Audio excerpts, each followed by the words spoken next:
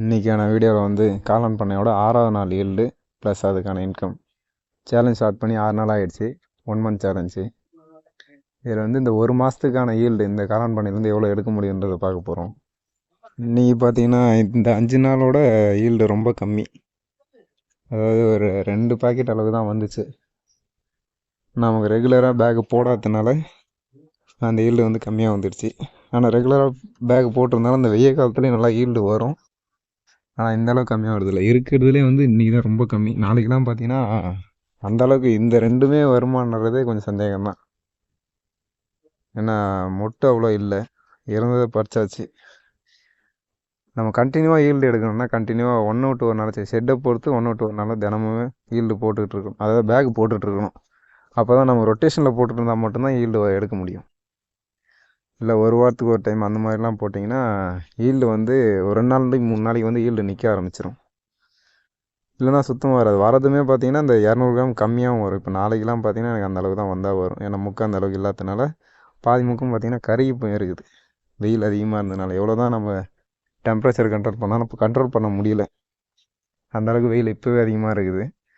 இன்னும் ஏப்ரல் மேலாம் பார்த்தீங்கன்னா இன்னும் அதிகமாக இருக்கும். அதனாலே வந்து பாதி பேர் பார்த்தீங்கன்னா இந்த டைமில் மட்டும் பண்ணி ரன் பண்ணுறதை வந்து ஸ்டாப் பண்ணிருவாங்க மேக்ஸிமம். இது நம்ம இப்போ எதுக்கு ரன் பண்ணுறோன்னா இதில் எவ்வளோ தான் இந்த டைமில் எவ்வளோ ஈல்டு எடுக்க முடியுது. அதாவது மழை காலத்தில் ஈல்டு வந்து ஈஸியாகவே வந்துடும். அப்போ பிரச்சனை இல்லை. நமக்கு இந்த டைமில் எப்படி ஈல்டு எடுக்க முடியுதுன்றதை பார்க்கறதுக்காக தான் இந்த சேலஞ்சை இப்போ ஸ்டார்ட் பண்ணியிருக்குது. ஆல்ரெடி கிவ்வே சொல்லி சொன்ன மாதிரி தான் எவ்வளோ இன்கம் வருதோ அது வந்து ஒரு பர்சன்டேஜ் கிவ்வே கொடுக்குற மாதிரி. அது இல்லாமல் அடிஷ்னலாக அந்த சீடு அதை பற்றி கொடுக்குற மாதிரியும் சொல்லியிருந்தது இல்லைங்களா, அந்த ஒரு பேக்கேஜாக அதுவுமே அடுத்த மாதத்துலேருந்து ஸ்டார்ட் பண்ணுறோம். மொத்தமாக ஈல்டு பறிச்சாச்சு. ஓரளவு கம்மியாக தான் வந்திருக்கேன். பேக்கெட் போட்டு இப்போ எத்தனை பேக்கெட் வந்திருக்குன்ட்டு அது என்ன தெரிஞ்சிடும். 2 தான் வந்திருக்கு. நமக்கு இத்தனை நாளில் இந்த 5 நாளில் வந்து 2 வந்ததில்லை.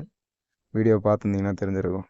இன்றைக்கி தான் ரொம்ப கம்மியாக 2 வந்திருக்குது. இதையுமே நம்ம லோக்கலில் சேர்ந்தால் கொடுத்துட்ருக்கலாம். இப்போ கடைக்கு தான் கொடுத்தாகணும். கொடுத்துட்டு பார்த்திங்கன்னா 2க்கு வந்து வெறும் 80 ரூபா. அதாவது ஒரு பாக்கெட் வந்து 40 ரூபான்ற கணக்கு 80 ரூபா தான் வந்தது. நம்ம இந்த 100 ரூபாய் வச்சுட்டு 20 ரூபா சில்லறை எடுத்துப்போம். இதுலேருந்து பார்த்திங்கன்னா 100 ரூபா கூட எடுக்கலை. அதாவது செலவு பண்ணதோ எதுவுமே எடுக்கலை இன்னும். அதனால் லாஸ்ட்டாகவே நானும் ஓப்பன் பண்ணி பார்த்துக்கிறேன். அது வரைக்கும் எல்லாமே கவுண்ட் பண்ணிகிட்டே வாங்க. கவுண்ட் பண்ணிவிட்டு வந்து லாஸ்ட்டில் யார் கரெக்டாக சொல்கிறீங்கன்னு பார்க்கணும். Okay, thank you.